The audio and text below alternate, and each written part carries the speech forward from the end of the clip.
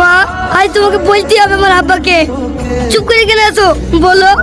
সবাই আমাকে বেতন বলে ডাকে, আমি কি বেতন মা? চুপ কর, তুই একটা কথা বলবি না। তুই আমার ছেলে, আমার পরিচয় বড় হবি। ও লোকটা মেয়েটাকে জ্বালাচ্ছ কেন? ছাড়ো বলছি, ছাড়ো।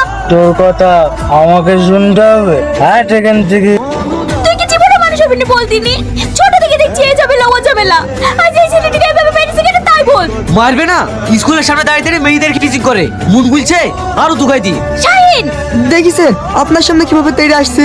অন্যায় দেখলে আমি প্রতিবাদ করবই, এতে তুমি আমাকে বাধা দিও না মা। আচ্ছা ঠিক আছে, আপনারা যান, আমি ওকে দেখছি।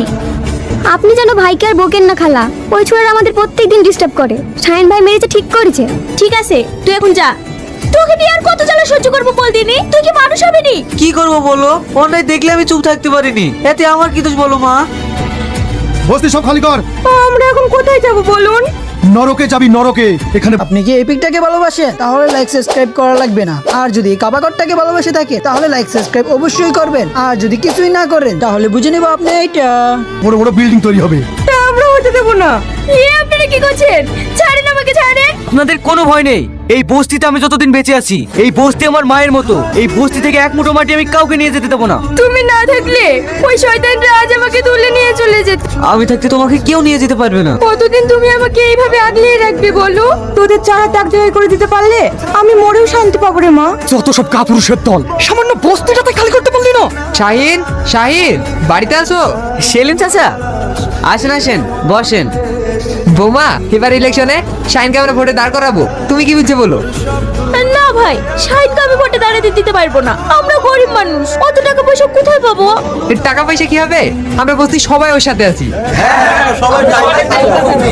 না মিলন চাচা, আমি ভোটে দাঁড়াতে চাই না। আপনাদের মধ্যে কাউকে দাঁড় করান, তার হয়ে আমি ভোট করব। তা হয় না শাহিন, আমরা ক্যান্ডিডেট সিলেক্ট করেছি তোমাকে, আর এই বস্তিকে রক্ষা করার জন্য এই দায়িত্ব তোমাকেই পালন করতে হবে। ঠিক আছে চাচা, এই বস্তির স্বার্থের জন্য আমি সবকিছু করতে রাজি আছি। এবার ভোটে জিতে এমএলএ হয়ে আমাকে ছেড়ে চলে যাবে না তো? ধুর পাগলি, তোমাকে ছেড়ে আমি কোনোদিন যেতে পারি?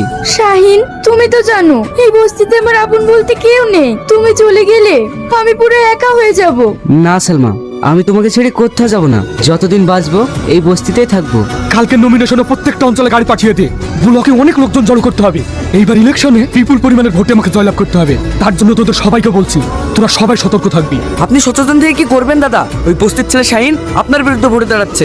বড় বড় হাতি ঘোড়া গেল তল, আর মশা বলে কত জল। ওই বস্তির ছেলে বেজন্ম আমার বিরুদ্ধে ভোটে দাঁড়াবে। স্যার